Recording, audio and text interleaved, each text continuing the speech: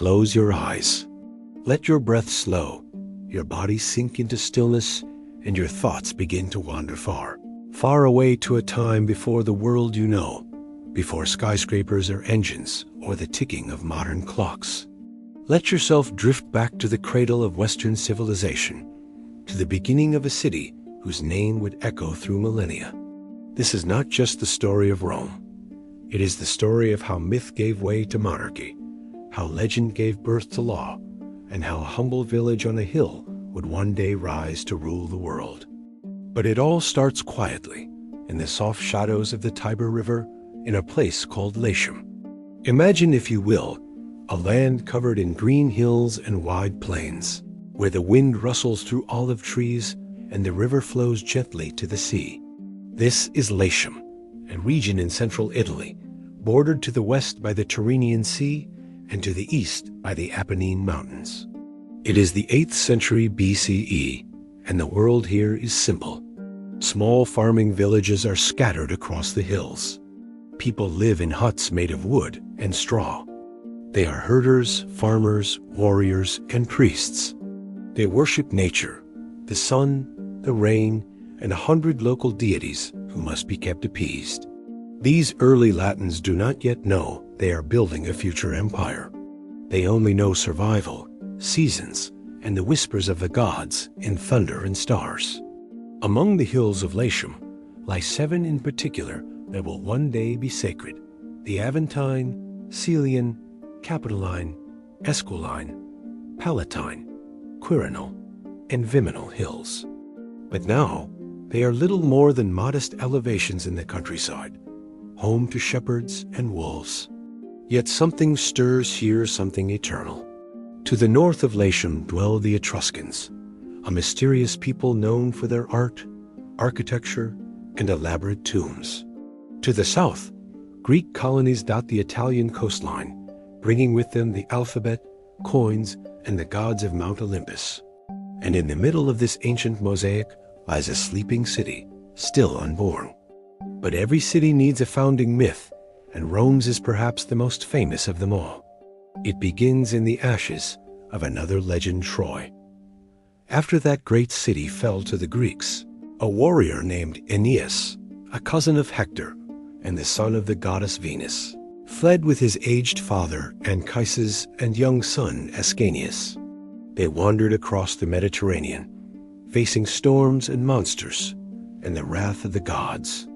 Eventually, Aeneas landed in Italy, where he married into the local royalty and laid the roots of what would become a new civilization. His descendants ruled Alba Longa, an ancient city in the Alban Hills.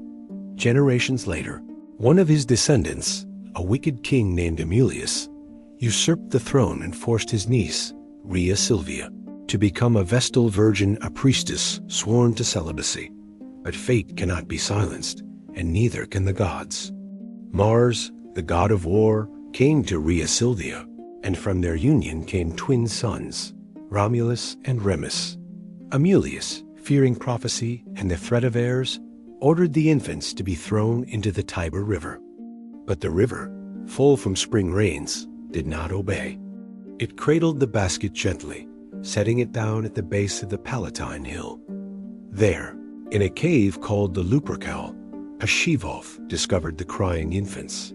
She nursed them, cared for them, and kept them warm until a shepherd named Faustulos found them and took them home. The twins grew strong, wild, and proud.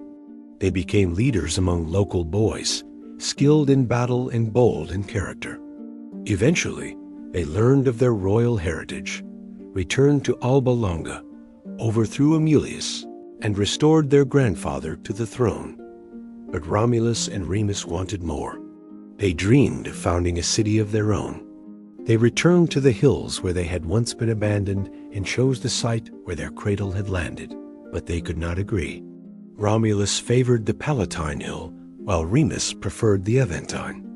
They consulted the gods, observing birds for omens. Romulus saw 12 vultures, Remus only 6. The gods had spoken Romulus would build the city. But in an act of pride or mockery, Remus leapt over the new walls his brother had raised, saying, "What kind of wall is this that even I can cross?" In a rage, Romulus struck him down.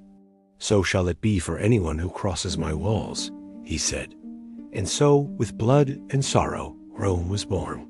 It was April 21st, 753 BCE, according to tradition. Romulus became Rome's first king, giving the city his name, laws, and its first institutions. He welcomed fugitives, exiles, and wanderers to populate his new city, making Rome a place of refuge from the start. He created the Roman Senate, though in its earliest form, it was merely a council of elders. He organized the Roman army, divided the people into tribes, and set the foundations for Roman society. But Rome was still a city of men, and Romulus needed women to ensure its survival. He invited the neighboring Sabines to a festival, and, during the celebration, Roman men seized the Sabine women and carried them off as wives. This infamous event, known as the rape of the Sabine women, nearly led to war. But the women, having grown fond of their Roman husbands, intervened and made peace between the two peoples. Romulus ruled for many years before vanishing during a storm.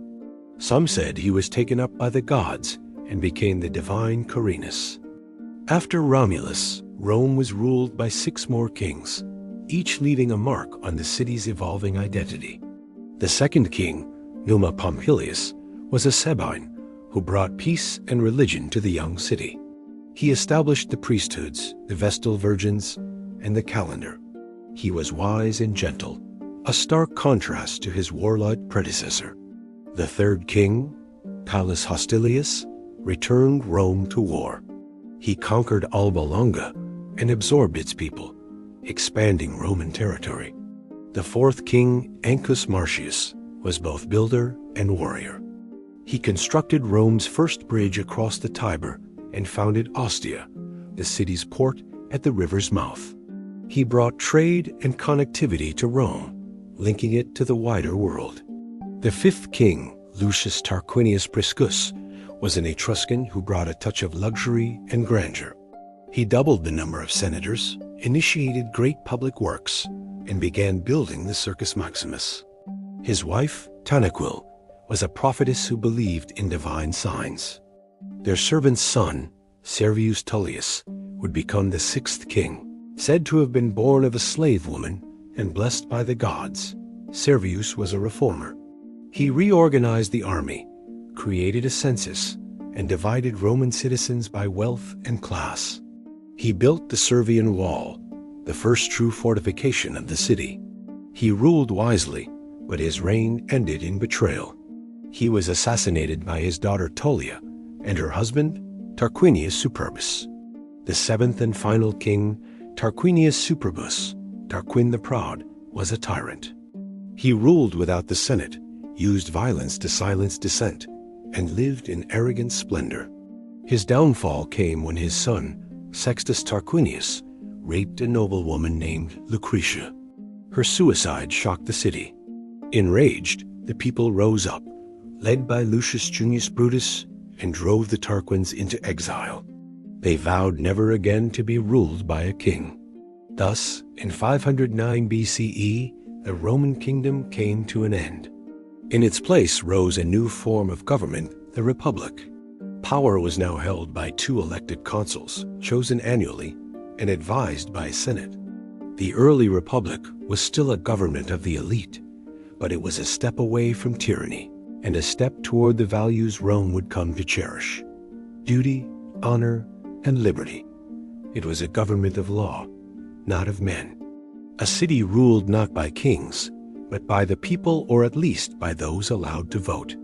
And so the first chapter of Rome's long winding story closes.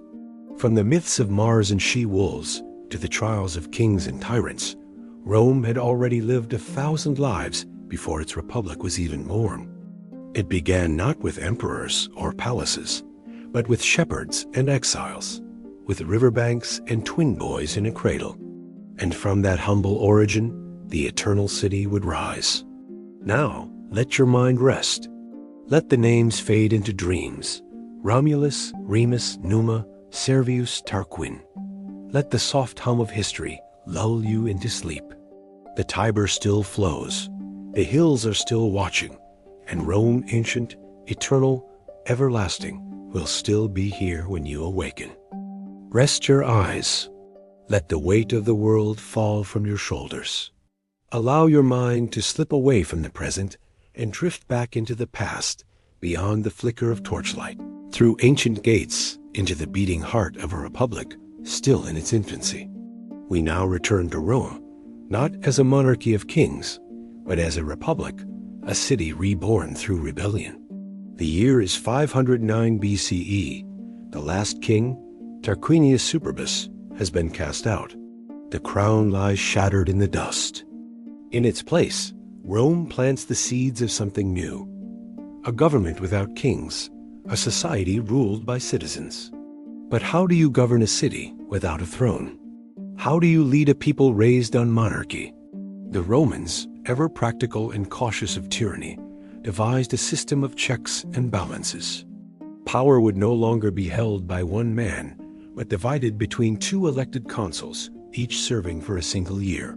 No man could rule alone. And over these consuls, there would be the Senate, a body of elder statesmen, many of them aristocrats, who would guide the republic with tradition, wisdom, and continuity.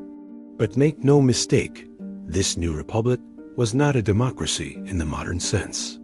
Ordinary citizens had little say. Power belonged to the patricians, the noble families who traced their lineage to the earliest days of Rome. The plebeians, the common folk, could vote but only for candidates pre-approved by the aristocracy. The early republic was rigid and unequal. Tensions simmered between the classes, and Rome would spend centuries wrestling with this imbalance.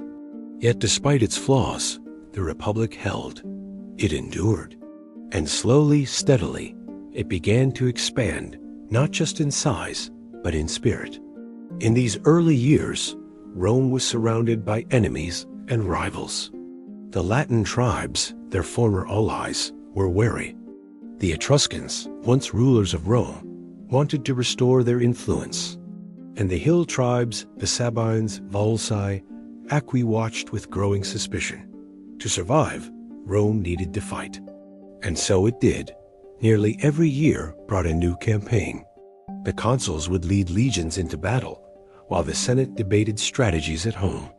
Victories were rewarded with triumphs parades through the streets of Rome, where generals rode in chariots crowned with laurel. Defeats were met with solemn resolve. Rome, they said, never gave up. One of the Republic's earliest tests came just a few decades after its founding. In 496 BCE, the Latin League, an alliance of neighboring tribes, rose against Rome.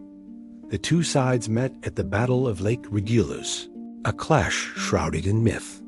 Legend says that in the heat of battle, the gods Castor and Pollux, twin sons of Zeus, descended to fight alongside the Romans. Whether myth or not, the result was real. Rome won. The Latin League was humbled. And from that point on, Rome would lead the Latin people, not just through war, but through treaty, intermarriage, and shared law. But internal conflict also brewed. The plebeians, the working majority, grew tired of having no voice. They paid taxes, they fought in wars, but they had no say in government. In 494 BCE, in what would become known as the First Secession of the Plebs, the plebeians walked out of Rome, literally leaving the city and refusing to fight or work. The Republic stood paralyzed. With no labor and no soldiers, the Senate was forced to compromise. They created the tribunes of the plebs, officials elected by the plebeians with the power to veto laws passed by the Senate. It was a radical shift proof that the Republic could bend without breaking. Over the next century, plebeians pushed for more reforms. The 12 Tables, Rome's first written laws, were published in 450 BCE. Carved into bronze and displayed in the Forum, they ensured that laws could no longer be changed at the whim of the patricians. With each generation, the rights of the plebeians grew. By the 4th century BCE, they could hold public office, marry patricians, and even become consuls. The conflict of the orders, as this centuries-long class struggle came to be known, did not destroy Rome. In fact, it made it stronger. A more inclusive republic meant a more united Rome. As Rome's society evolved, so too did its military.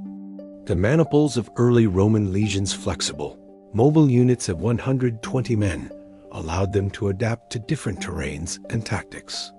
Roman soldiers, known as citizen soldiers, were not mercenaries, but land-owning men who fought for duty, for honor, and for their place in society. Their discipline, training, and resilience made the Roman army one of the most formidable forces in the ancient world. In the 390s BCE, however, Rome suffered a devastating blow. A tribe of Celtic warriors from the north, the Gauls, descended upon Italy. In 390 BCE, at the Battle of the Allia, Rome's forces were crushed. The Gauls marched into the city and sacked it.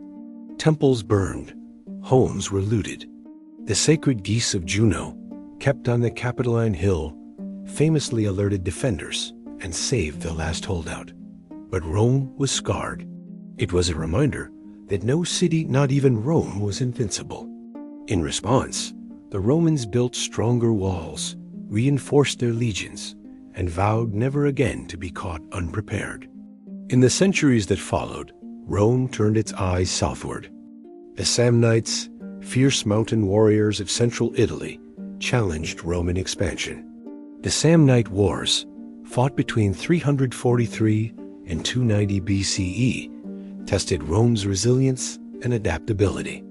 In one humiliating episode, the Battle of the Caudine Forks, a Roman army was trapped and forced to surrender.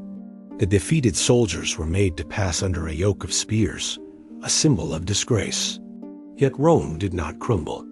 It rebuilt, reorganized, and eventually it conquered the Samnites, bringing much of central Italy under Roman control. Rome's most significant transformation, however, came not through conquest, but through its unique approach to rule. When Rome conquered a city or tribe, it did not destroy it. Instead, it offered alliances, citizenship, and integration. Some cities became Latin allies, sharing in Roman law and trade. Others received partial citizenship, with limited rights but access to Roman protection and prosperity. This system created a network of loyalty across Italy. Rome was not just a conqueror, it was a unifier. By the early 3rd century BCE, Rome had become the dominant power in Italy. The Etruscans were subdued. The Greek cities of the south, though wealthy and sophisticated, were no match for Rome's legions and determination. But as Rome grew, so did its ambition and its enemies. Beyond the seas to the south lay Carthage, a powerful city-state in North Africa founded by the Phoenicians. With its mighty navy and vast trading empire, Carthage controlled much of the western Mediterranean. Inevitably, the interests of Rome and Carthage collided. The stage was set for one of history's most famous conflicts, the Punic Wars. But that is a story for another night. Tonight, rest easy in the knowledge that Rome, from its humble beginnings as a village of huts, had grown into a republic of laws and legions, of senators and citizens. It had faced kings, class struggles, and foreign invasions, and yet it endured. The spirit of Rome was not forged in palaces, but in discipline, resilience, and adaptation. It learned from defeat. It grew from conflict. And above all, it never stopped moving forward. As you begin to drift into sleep, let the murmurs of the Roman Forum whisper to you through time. Imagine the marble columns glowing in the twilight. Hear the distant clang of the blacksmith, the low chant of priests in the Temple of Vesta, the shuffle of sandals on cobblestone. The Republic is alive with energy, but you, dear listener, are still. Let that contrast soothe you, the hum of history beyond, and the stillness within. Let the rise of the Roman Republic carry you into dreams, where legions march under red standards, where consuls debate by torchlight, and where the fate of nations hangs on every whisper beneath the Senate's dome. Rest now, traveler of time. We return once more to the winding streets of ancient Rome, not as it was in its infancy, with kings and Volftales, nor in its adolescence, where the Republic first flexed its strength, but to a time of transformation. The Roman Republic, once proud, structured, and unbreakable, is beginning to fray. Its walls still stand, its streets still teem. The Senate still convenes, and the Forum still hums. But something beneath the surface is shifting. The Republic, so carefully designed to prevent tyranny, is now creaking under the weight of ambition, inequality, and unending war. The century that would follow Rome's conquests of Italy was one of unparalleled expansion. As Roman legions swept across the Mediterranean, from Spain in the west to Asia Minor in the east, they carried not only spears and shields, but Roman law, language, and culture. The Punic Wars, especially the second, in which Hannibal crossed the Alps and ravaged the Italian countryside, had tested Rome's resilience. But Rome emerged victorious, utterly destroying Carthage in 146 BCE. That same year, Roman forces also sacked Corinth, securing dominance over Greece. With those two victories, Rome became the undisputed superpower of the Mediterranean world. Yet with that power came problems. The wealth pouring into the Republic from conquered lands did not benefit all Romans equally. It concentrated in the hands of a few powerful aristocratic families, the Optimates. These elites acquired massive estates, known as latifundia, worked by slaves captured in war. Meanwhile, the small farmers, the very citizens who had once fueled the legions and formed the backbone of the Republic, were being pushed off their lands. They flooded into Rome in search of work, but found none. The city grew crowded, restless, and volatile. The Senate, dominated by the aristocracy, proved unwilling to enact meaningful reform. Instead, it clung to tradition, resisting calls for land redistribution and social change. Into this environment stepped two brothers, Tiberius and Gaius Gracchus, known as the Gracchi. Both were elected tribunes of the plebs, and both tried to address the growing inequality. Tiberius proposed redistributing land to poor citizens. The Senate opposed him fiercely. In 133 BCE, he was killed in a riot clubbed to death with a wooden bench. A decade later, Gaius tried again, proposing grain subsidies and colonization plans. He, too, was met with violence. He took his own life during a riot, and his supporters were hunted down and killed. The deaths of the Gracchi marked a turning point. For the first time, political violence had spilled into the heart of the Republic. As the century progressed, the lines between politics and warfare blurred. Ambitious generals began to use their armies not just for conquest, but for power at home. The first to fully exploit this was Gaius Marius, a brilliant and charismatic general from a humble background. Marius reformed the Roman army, allowing landless citizens to enlist. In doing so, he created a new class of professional soldiers, loyal not to the Senate, but to their commander. He won numerous victories, defeating invading Germanic tribes and gaining immense popularity. But his success alarmed the aristocracy. One of those aristocrats was Lucius Cornelius Sulla, a general and former subordinate of Marius. In 88 BCE, the two men clashed over who would command a war in the east. When the Senate sided with Sulla, Marius used his political allies to overturn the decision. In response, Sulla did the unthinkable. He marched his army on Rome. For the first time in history, a Roman general brought his legions into the city. He seized power, drove out Marius, and left chaos in his wake. Marius returned briefly, ruling with bloody vengeance until his death. Eventually, Sulla reclaimed the city and declared himself dictator, not for 6 months, as tradition allowed, but indefinitely. Sulla enacted sweeping reforms, trying to restore senatorial authority and prevent future strongmen from rising. But his actions had set a dangerous precedent. The power could be seized by force. After resigning his dictatorship and dying shortly after, Sulla left behind a broken system. Into this fractured republic stepped three men ambitious, powerful, and destined to reshape Rome forever. They were Gnaeus Pompeius Magnus, Marcus Licinius Crassus, and a young, ambitious nobleman named Gaius Julius Caesar. Pompey was Rome's most celebrated general, having cleared the Mediterranean of pirates and conquered vast territories in the east. Crassus was the richest man in Rome, known for defeating the slave rebellion led by Spartacus. Caesar, a cunning orator and brilliant strategist, had both ambition and charm. Together, they formed an informal alliance that first triumvirated around 60 BCE, pooling their power to dominate Roman politics. Caesar was elected consul in 59 BCE and soon received a command in Gaul, where he would build his legend. Over the next decade, Caesar led his legions in a brutal and brilliant campaign, subduing the Gallic tribes and expanding Rome's borders to the Atlantic. His commentaries, The Gallic Wars, became instant classics, painting him as a fearless leader and master of strategy.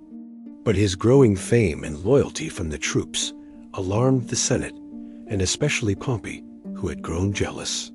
In 53 BCE, Crassus was killed in a failed campaign in the east, and with him died the balance of power.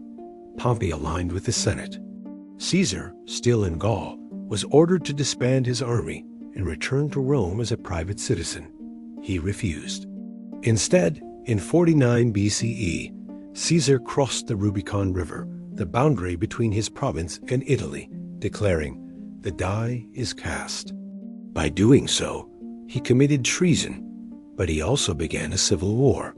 Rome held its breath. Pompey fled to the east. Caesar marched into Rome unopposed. Over the next 4 years, Caesar chased Pompey across the Mediterranean, ultimately defeating him at the Battle of Pharsalus in 48 BC. Pompey fled to Egypt, where he was assassinated by agents of the pharaoh. Caesar followed and famously became entangled in the politics of the Egyptian court meeting the young Queen Cleopatra VII, with whom he formed a personal and political alliance. Together, they would have a child, Caesarion. Returning to Rome, Caesar was hailed as a hero. He was appointed dictator for life, bypassing traditional republican checks. He enacted sweeping reforms, settling veterans, reforming the calendar, and centralizing power. He appeared unstoppable. But his growing authority stirred resentment in the Senate. Many feared he aimed to become king, a title Romans despised.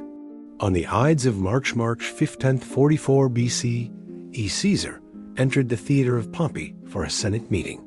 There, he was surrounded by conspirators, including his friend Brutus and the idealist Cassius. They stabbed him 23 times. As he fell, legend says he looked at Brutus and whispered, "Et tu, Brute?" "You too, Brutus." Caesar was dead, but the Republic was not saved. In the chaos that followed, Rome descended once again into civil war. Caesar's assassins were hunted down. His loyal supporter, Marcus Antonius Mark Antony, took control of his legions. Meanwhile, Caesar's great-nephew and adopted son, Gaius Octavius, later known as Augustus, emerged as a cunning and ambitious heir. Along with Lepidus, a lesser general, Antony and Octavian formed the Second Triumvirate, dividing Rome among themselves and purging their enemies. Eventually, the alliance fractured. Antony, having fallen deeply in love with Cleopatra, drifted eastward. Octavian seized control of Rome. Their final confrontation came in 31 BCE.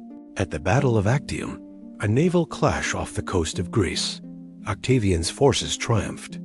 Antony and Cleopatra, defeated, took their own lives. Octavian emerged as the sole ruler of Rome. The Republic, battered and hollowed out by decades of civil war, was no more. In 27 BCE, Octavian accepted the title Augustus, becoming Rome's first emperor. He maintained the illusion of republican governance, keeping the Senate and consuls in place. But real power rested with him alone. The Republic had died, not with a single blow, but with 1,000 cuts betrayed by ambition, greed, and war. Yet from its ashes, a new Rome would rise. Now, as you drift deeper into sleep, think of the marble columns casting long shadows in the twilight. Picture Caesar crossing the Rubicon, Pompey staring out to sea, and Cicero delivering his last speech. The air is heavy with change. The Republic is gone, but Rome lives on reborn as an empire. Let the past fade now. Let the torches of the Forum dim. Let silence fall where once senators shouted. Tomorrow, we enter the age of emperors. Its heart has been torn by decades of civil war, betrayals, and broken promises. Julius Caesar, the great general who once crossed the Rubicon and claimed the hearts of the people, is dead stabbed by the very senators who once followed him. Rome stands trembling, afraid, leaderless. But in the shadows of the fallen republic, a new figure rises. His name is Gaius Octavius, known to us as Octavian. He is young, barely a man when Caesar names him heir. No one expected greatness from him. He had no battlefield glory, no deep political roots, and yet, within him burned a calm, calculating ambition. The kind of ambition that doesn't shout, but waits, watches, and strikes only when the time is right. To avenge Caesar's death and claim the power owed to him, Octavian forms a political alliance with two powerful men, Mark Antony, Caesar's closest general, and Marcus Lepidus, a seasoned politician. Together, they create what history calls the Second Triumvirate, a legal three-man dictatorship. And together, they purge their enemies, flooding the streets with lists of names marked for death. One of those names is Cicero, the famous speaker who dared to speak out against tyranny. He is hunted down, killed, and his hands and tongue are nailed in the Forum as a message to all who defy the new order. The triumvirate then turns their sights on the murderers of Caesar Brutus and Cassius. In 42 BCE, on the blood-soaked fields of Philippi in Greece, the two sides meet. The battle rages, and the result is clear: Octavian and Antony are victorious. Brutus and Cassius, seeing the dream of the Republic die before them, take their own lives. Rome is quiet again, but the silence does not last. The alliance begins to crumble. Lepidus is pushed aside, reduced to a powerless figurehead. Mark Antony, once Octavian's ally, now becomes a rival. Stationed in the eastern provinces, Antony begins a love affair that would shake the Roman world. He falls for Cleopatra, Queen of Egypt. The same Cleopatra who had once been Caesar's companion now becomes Antony's partner in love and politics. Together, they dream of a new world, an Eastern empire ruled from Alexandria, not Rome.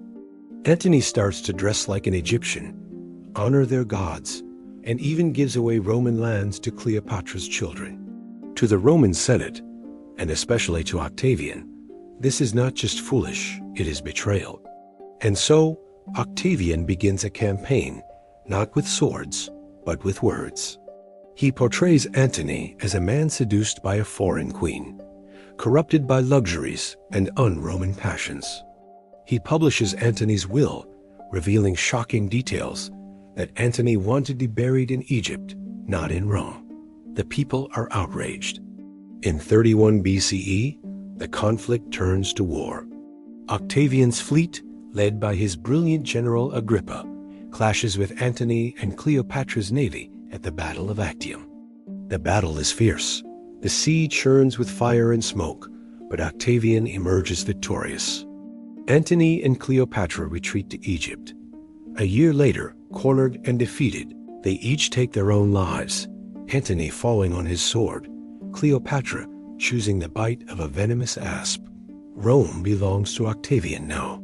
But what he does next is nothing short of genius. In 27 BCE, Octavian stands before the Senate. He claims to be tired of power, says he wishes to return it to the Senate and the people. It's a masterful performance. The Senate, grateful and afraid to lose the man who brought peace, begs him to stay. They grant him new titles and powers. He is now Augustus, a name meaning the revered one. They call him Princeps First Citizen, but he is no mere citizen. Augustus now holds control over the armies, the provinces, the treasury, and the laws. Though he keeps the appearance of the old republic, make no mistake, Rome is now an empire, and Augustus is its first emperor. But Augustus does not rule with chaos or cruelty. He is no tyrant. He brings stability. He ushers in an era known as the Pax Romana, the Roman peace, a period of prosperity, order, and growth unlike anything the Mediterranean world had seen before. Roads stretch across the empire. Aqueducts bring clean water into cities, and marble temples rise where once there was mud and stone. He reforms the military, ensuring soldiers are loyal to the state, not to individual generals. He reshapes the tax system, establishes postal services, and encourages arts and culture. He even declares moral reforms laws to strengthen families, reward marriage, and discourage excess. But even emperors carry burdens. Augustus's personal life is marked with sorrow and frustration. He has no sons. His chosen heirs, his nephew Marcellus, his grandsons Gaius and Lucius all, die young. He places his hopes in Tiberius, his reluctant stepson, who will one day succeed him but never earn his love. His daughter Julia, once seen as the symbol of virtue, becomes the source of scandal, exiled from Rome for her affairs. Augustus, the emperor who ruled all, could not rule the hearts of his own family. Still, the people love him. When Augustus dies in 14 CE, at the age of 75, the entire empire mourns. His body is placed in a great tomb in Rome.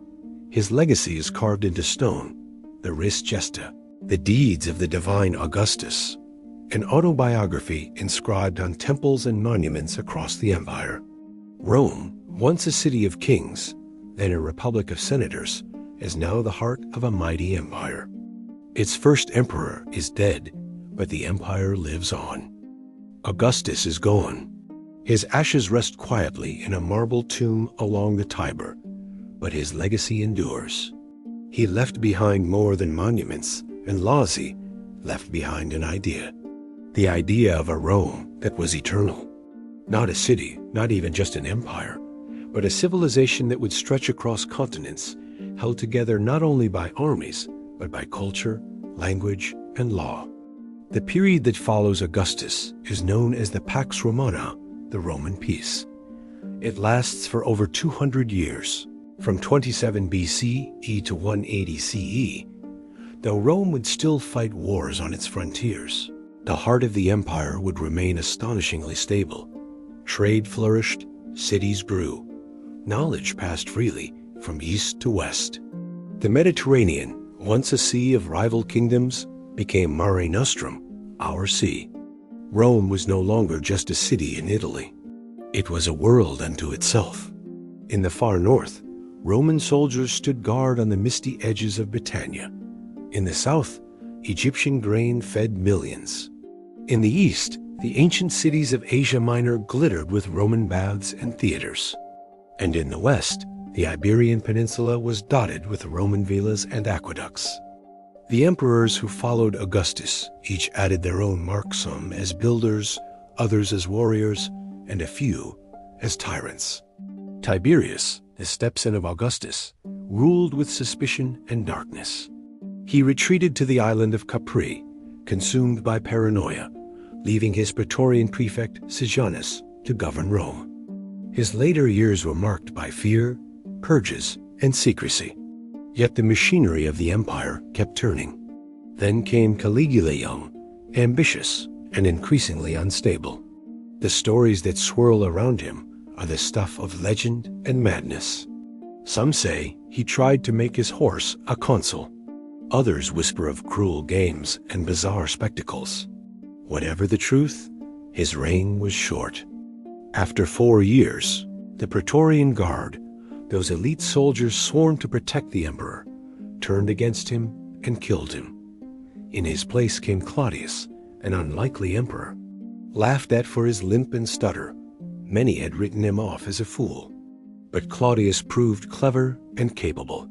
He expanded the empire into Britain, reformed the bureaucracy, and improved Rome's infrastructure.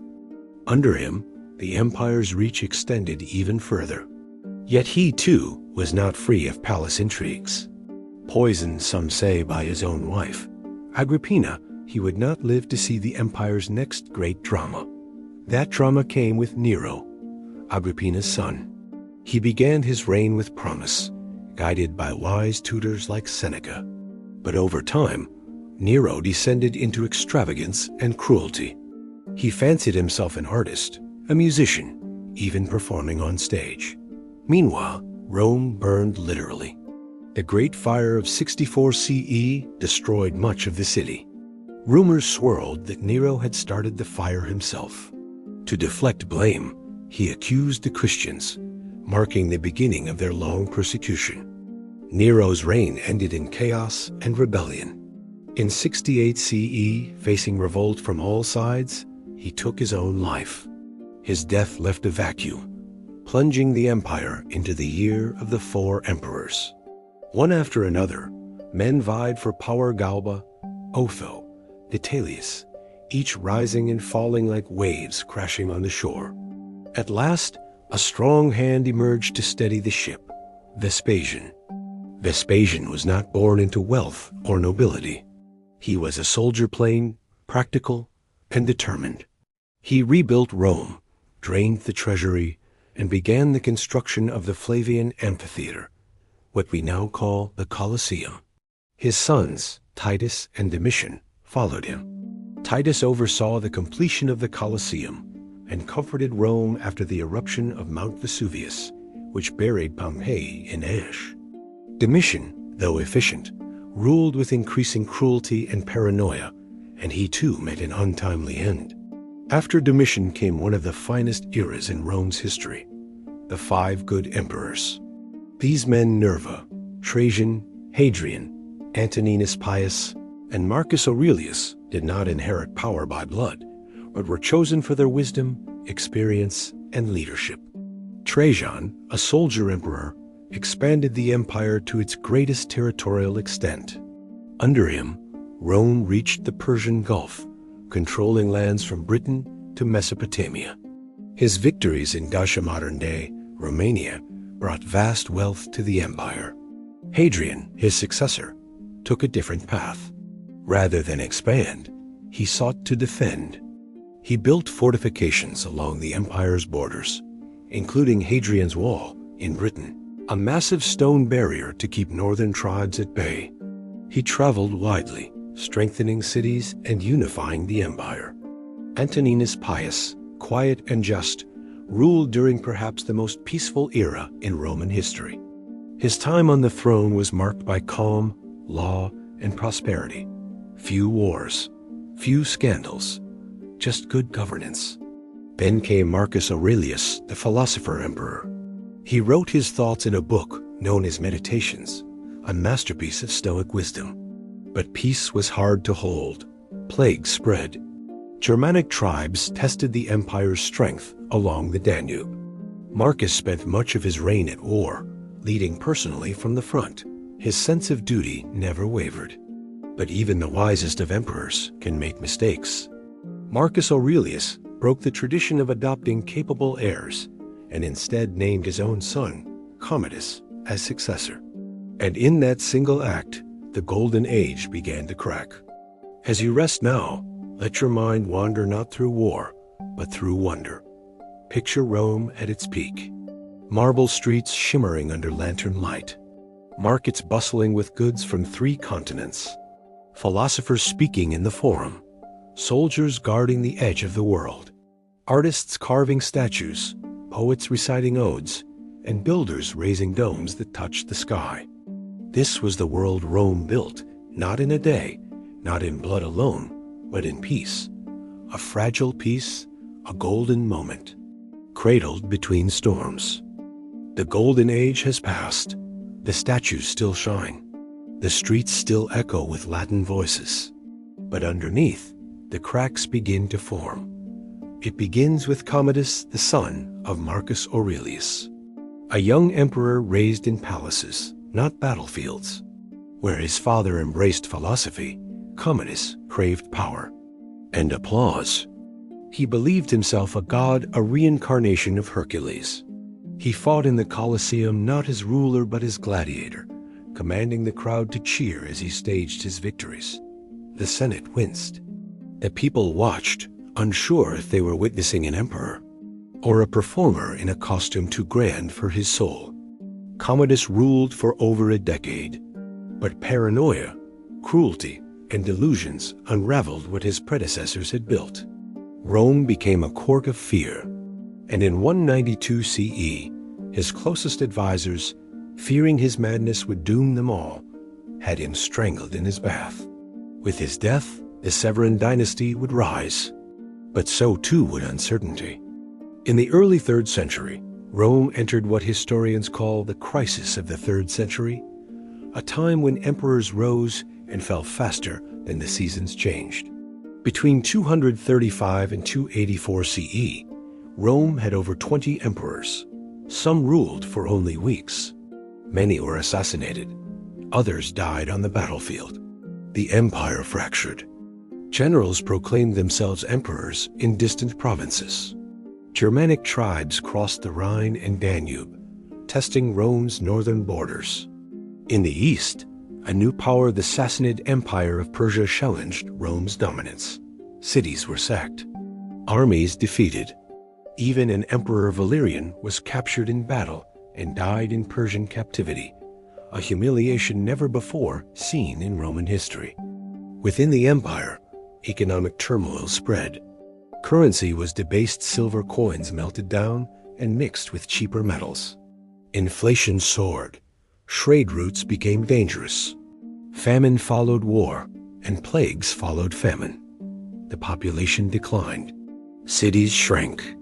People fled the coasts and the frontiers, seeking safety deep inland. But not all was lost. Out of the chaos, one strong hand began to rise: Aurelian, a soldier emperor of great determination. He reclaimed lost territories, crushed rebellions, and restored order.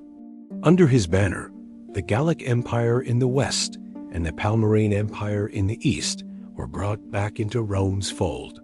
Aurelian was called Restitutor Orbis, restorer of the world. He even began building massive new walls around Rome itself, sensing that the eternal city might not always be immune to war. Still, Aurelian too met a violent end, stabbed by his own officers, perhaps due to a forged letter tricking them into believing they were next to die. Such was the paranoia of the age. Then, at last, came a man named Diocletian. He was not born noble. He was a soldier from the Balkans, tough, efficient, and practical. In 284 CE, he took the throne and, for the first time in nearly 50 years, brought long-lasting stability. But Diocletian understood something profound. The Roman Empire, as it was, had become too vast, too complex, too fragile to be ruled by one man. So he did something revolutionary: he divided it. He created the Tetrarchy, ruled by 4. 2 senior emperors, called Augusti, and 2 junior emperors, called Caesars. Each would govern a different region of the empire. Diocletian took the east, and his colleague Maximian ruled the west. It was a radical solution for radical times, and for a brief moment, it worked. Diocletian reorganized the empire's military, stabilized the currency, and reformed taxes. He issued the edict on maximum prices, attempting to curb inflation by setting limits on the cost of goods and services. But even with all his reforms, one issue remained: the question of religion. Rome, for centuries, had tolerated many gods.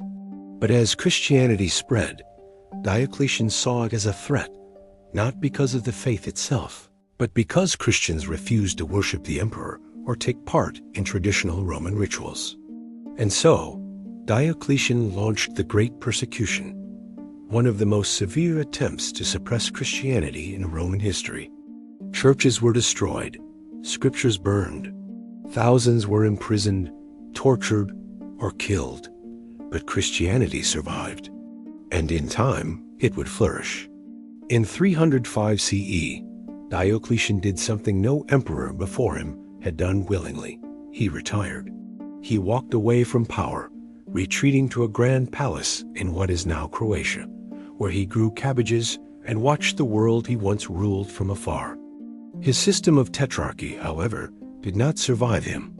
Within years, the empire was at war again, this time not with barbarians, but with itself. The tetrarchs turned on each other. Legions swore loyalty to different claimants. The dream of shared rule faded like smoke over the forum. Then, from the chaos, emerged a single figure who would change Rome and the world forever: Constantine. Out of the fractured remains of Diocletian's tetrarchy, one name begins to rise like the morning sun: Constantine, the son of a Roman officer and a woman named Helena, whose name would someday be whispered in churches across continents. Constantine was born not in Rome, but in the provinces. He saw firsthand the cracks that had split the empire, but he also saw opportunity. When his father, Constantius Chlorus, died in 306 CE, Constantine was proclaimed emperor by his troops in Britain. Yet there were others who claimed the same title across the empire. What followed was not peace, but war, a struggle for the throne among multiple rivals. But Constantine had something they did not: a vision, quite literally.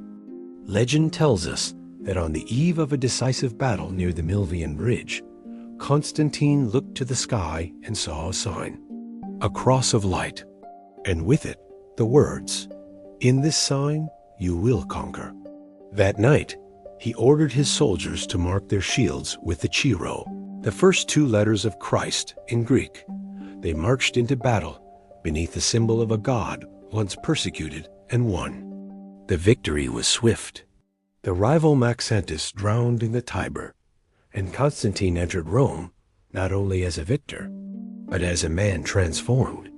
Soon after, in 313 CE, alongside his eastern co-ruler Licinius, Constantine issued the Edict of Milana, declaration that Christianity was no longer illegal. Persecution would end. Christians would be free to worship, build churches, and live without fear. It was a turning point, not just for Rome, but for the world. Constantine didn't stop there. He began granting imperial support to the church. He donated land, built basilicas, summoned bishops to councils to resolve theological disputes. The most famous of these was the Council of Nicaea in 325 CE.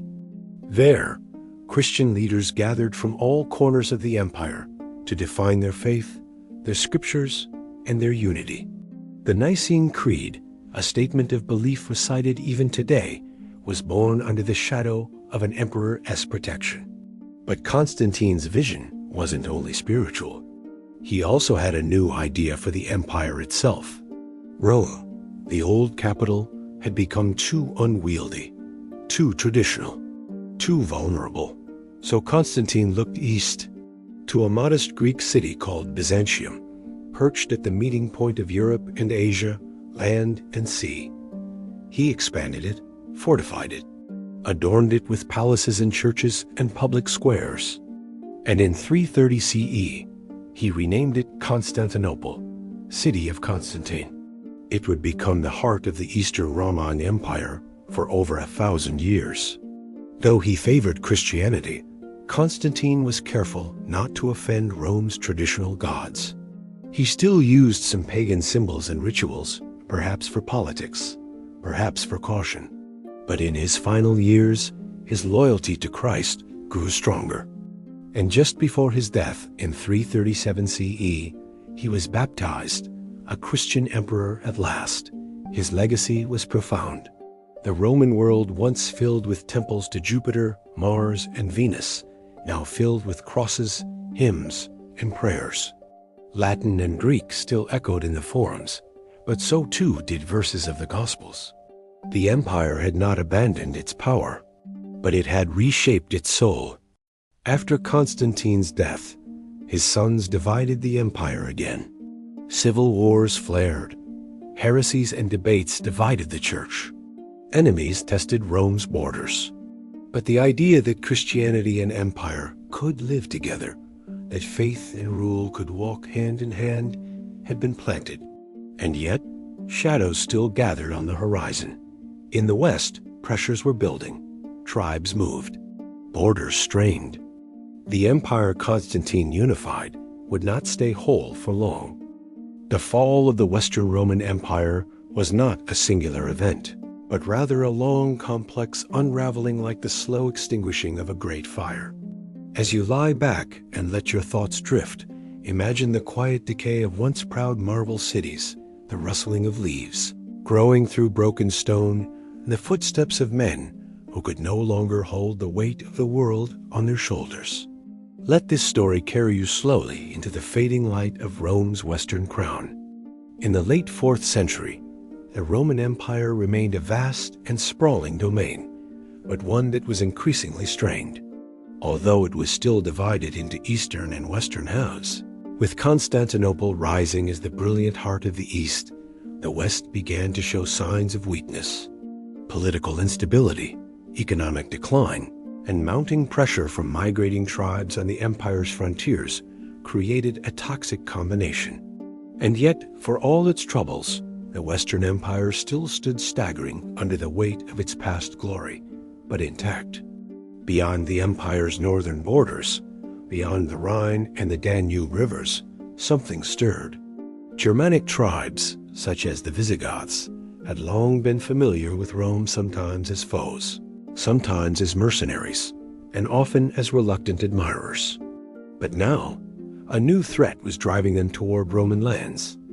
The Huns, ferocious nomadic warriors from the Central Asian steppes.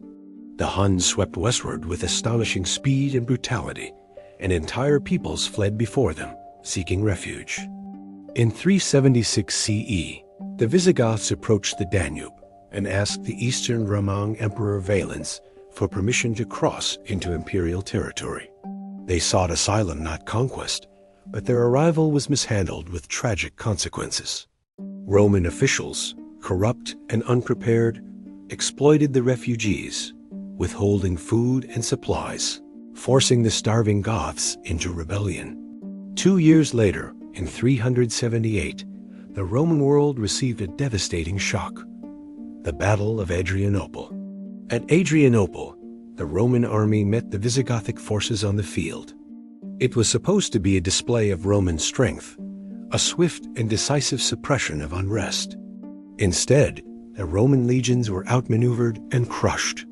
Emperor Valens himself was killed, possibly burned alive, in a farmhouse where he had taken shelter. It was one of Rome's most humiliating defeats and marked a clear turning point. Never again would the Roman army hold the same unshakable dominance. Though the Eastern Empire survived and eventually recovered, the western half began to suffer a slow collapse. The situation in the West was dire. In 395 CE, the Western Emperor Theodosius died, and his young son Honorius, only 10 years old, ascended the throne. Real power, however, was held by the general Stilicho, a capable commander of mixed Roman and Vandal ancestry. Stilicho did his best to hold the empire together, fighting wars on multiple fronts, negotiating with Gothic tribes, and defending Italy from invasion. But the tide was against him. In the early 5th century, the Visigoths, now led by the charismatic and ambitious Alaric, became increasingly bold. Alaric, frustrated by broken Roman promises and disrespect, marched his forces into Italy, demanding land, money, and recognition. Stilicho tried to contain him, relying on diplomacy and bribes. For a time, it worked. But Roman politics were as treacherous as any battlefield. In 408 CE, Stilicho was betrayed and executed by Honorius, who feared his general's growing influence. With Stilicho gone, there was no one capable of defending the empire from Alaric's wrath. The Visigothic king, insulted and denied what he saw as rightful compensation, turned his army toward Rome, And then, in 410 CE, the unthinkable happened. Rome was sacked. It was the first time in 800 years that the Eternal City had fallen to a foreign enemy. The shock rippled across the ancient world. Though the sack was relatively restrained, churches were spared, and many lives were preserved. The symbolism was powerful. The heart of Roman civilization had been pierced. The historian Jerome, writing from Bethlehem, lamented, "The city which had taken the whole world was itself taken." Even after this catastrophe, the Western Empire continued, but it was now a shadow of its former self.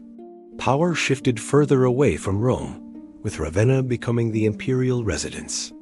Emperors came and went, often mere puppets controlled by stronger military figures. The Senate, once the center of power, became largely ceremonial, and the borders, once patrolled by disciplined Roman legions, grew porous. In the decades that followed, barbarian tribes, Visigoths, Vandals, Burgundians, Franks, and others carved out kingdoms within the former Roman territories. Many of them had once served as Roman allies or foederati, allowed to settle in exchange for military service. But now, they increasingly acted as independent powers. The Vandals, under King Gaiseric, crossed from Spain into North Africa and captured the wealthy province of Carthage in 439 CE. From there, they launched raids across the Mediterranean. In 455 CE, Rome was sacked again, this time by the Vandals. Unlike Alaric's sack, this one was more thorough. Treasures were looted, art was destroyed, and the city was left bleeding. The word vandalism would forever carry the memory of this event. Yet still, the empire staggered on. Meanwhile, the Eastern Empire, based in Constantinople, grew increasingly detached from the West. While Eastern emperors occasionally tried to intervene in Western affairs, their focus was on defending their own borders against Persian and later Hunnic threats. The West was largely left to its fate. One last significant figure emerged during this twilight era, the Roman general Flavius Aetius. Called the last of the Romans, Aetius held the Western Empire together through sheer force of will. In 451 CE, he led a coalition of Romans and barbarian allies against the Huns, who had invaded Gaul under the command of their fearsome leader Attila. The resulting Battle of the Catalonian Plains was one of the last great military efforts of the Western Empire. Attila was stopped, and for a moment, it seemed as though Rome might still survive. But Aetius was murdered a few years later, stabbed to death by Emperor Valentinian III, who feared his power.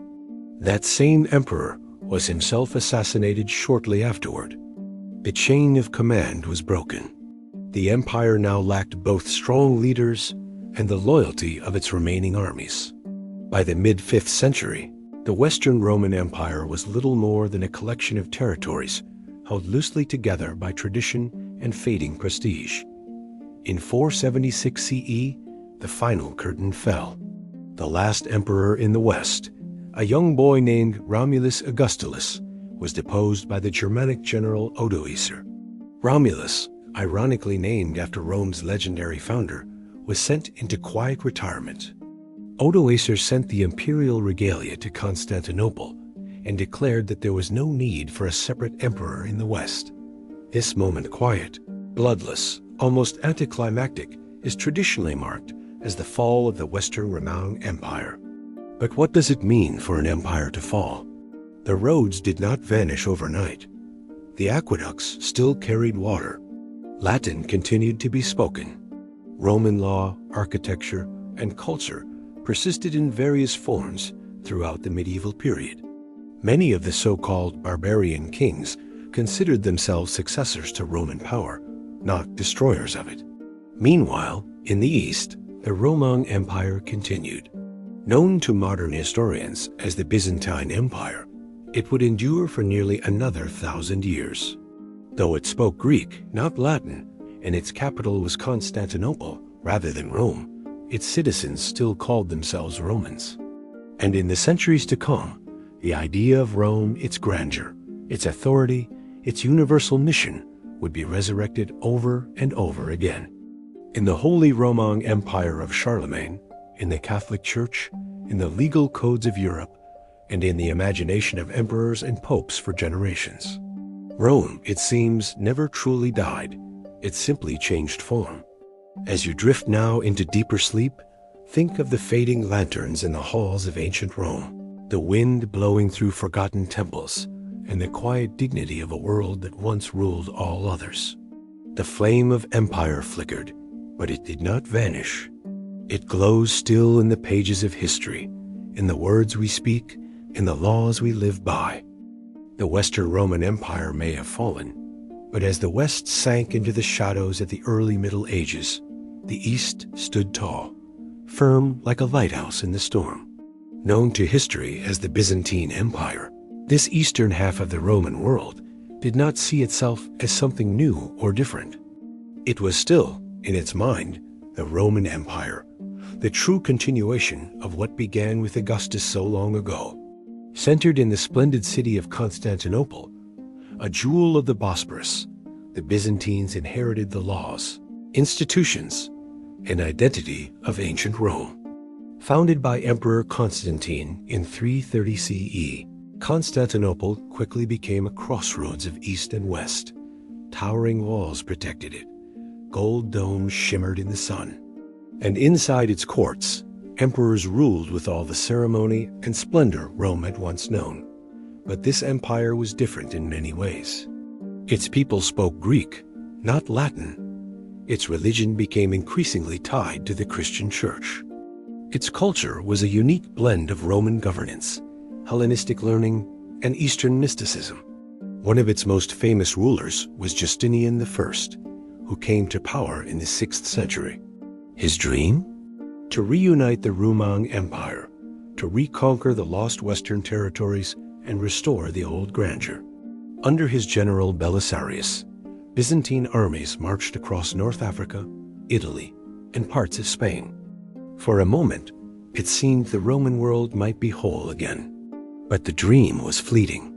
War drained the treasury, and a devastating plague, what some call the first pandemic of the Black Death, swept through the empire, killing millions and crippling its strength. Still, Justinian left a legacy that would last. His most enduring achievement was not on the battlefield, but in law. The Corpus Juris Civilis, or the Justinian Code, compiled centuries of Roman legal thought into a single organized system. That code would influence European legal systems for centuries, long after the Byzantines themselves had vanished. His reign also gave the world one of its architectural wonders, the Hagia Sophia, the Church of Holy Wisdom. With its vast dome and glowing mosaics, it stood as a symbol of Byzantine faith and imperial power. For nearly 1,000 years, it remained the largest cathedral in the world. But the empire's golden age could not last forever. Over the centuries, the Byzantines faced constant threats from Persians, Arabs, Bulgars, Slavs, and eventually Turks. Their strength lay in diplomacy, strategic marriages, bribes, and alliances, just as much as in swords and shields. The Byzantine court was famous and infamous for its political intrigue, complex bureaucracy, and elegant diplomacy. Emperors rose and fell, often violently.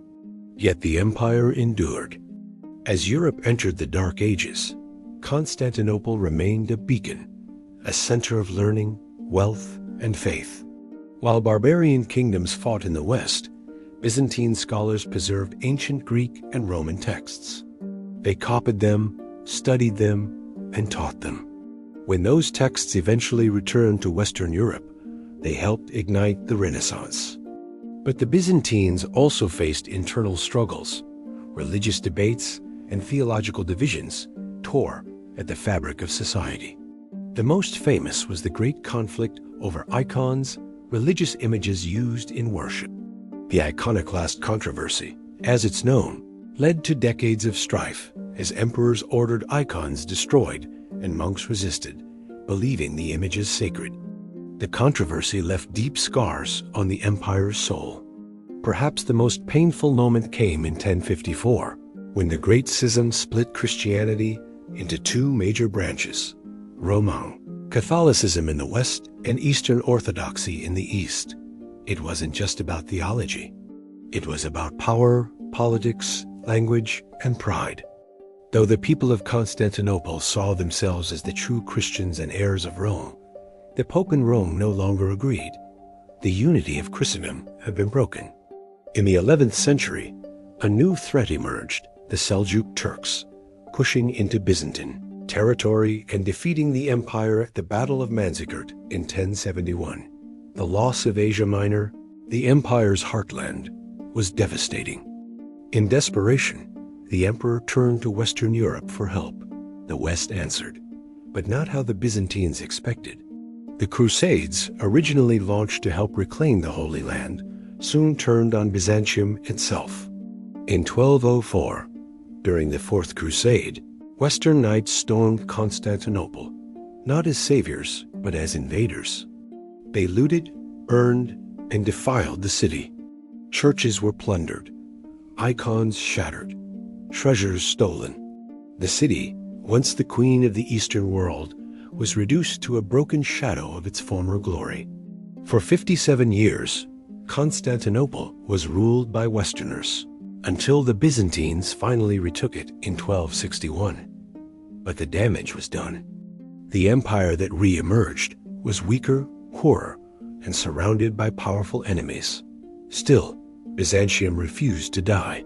Even as new empires rose, the Mongols in the east, the Ottomans in Anatolia, Constantinople stood. Its walls, famously engineered, withstood sieges again and again.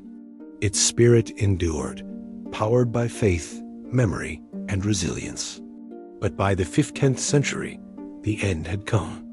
The last emperor, Constantine XI Palaiologos, ruled a city surrounded on all sides. In 1453, the young Ottoman Sultan Mehmed II, with cannon and courage, launched a final assault. On May 29, 1453, after weeks of siege, Constantinople fell. The empire was gone, the last breath of Rome silenced, but perhaps not truly, because the ideas, the wisdom, the memories of Byzantium lived on. In Orthodox Christianity, in the arts and architecture of Eastern Europe, in the very name of the city that conquered it, Istanbul, a legacy built on Roman roads. Rome lives in the way we govern. Our ideas of laws and rights, of citizenship and constitutions, trace their roots to Roman models.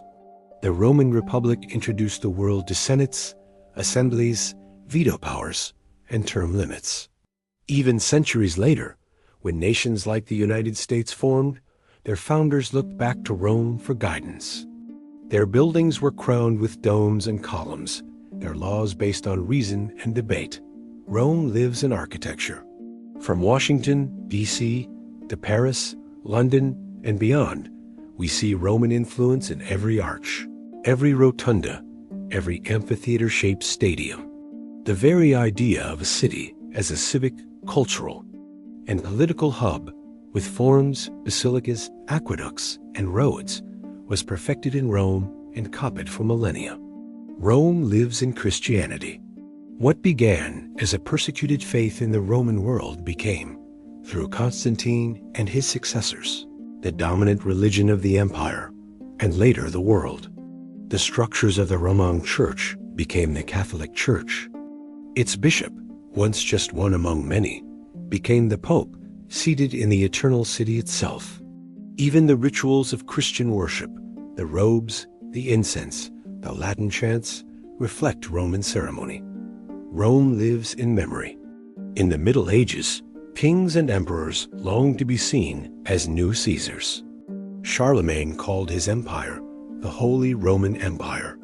Russian Tsars called Moscow the Third Rome. Napoleon and Mussolini tried to revive its grandeur in modern times. Each saw in Rome a symbol of order, strength, and eternity. But beyond politics and power, Rome lives in the imagination. Rome is marble steps bathed in sun. Rome is the slow march of sandals across stone. Rome is the rustle of scrolls in the Senate, the roar of the crowd in the Colosseum, the hush of incense in a candlelit chapel. Rome is the dream of what human beings can build and what they can lose. It teaches us of ambition and its price, of glory and decay, of power and humility. For in Rome's rise, we see possibility. In its fall, we find warning. And in its legacy, we find ourselves. Every great city has a little Rome in it. Every citizen of the modern world walks unknowingly in Roman footsteps. Every republic carries a sliver of that ancient Senate. And every student of history eventually finds themselves, not in a classroom, but walking through Roman ruins, wondering how they ever stood so long and how they fell.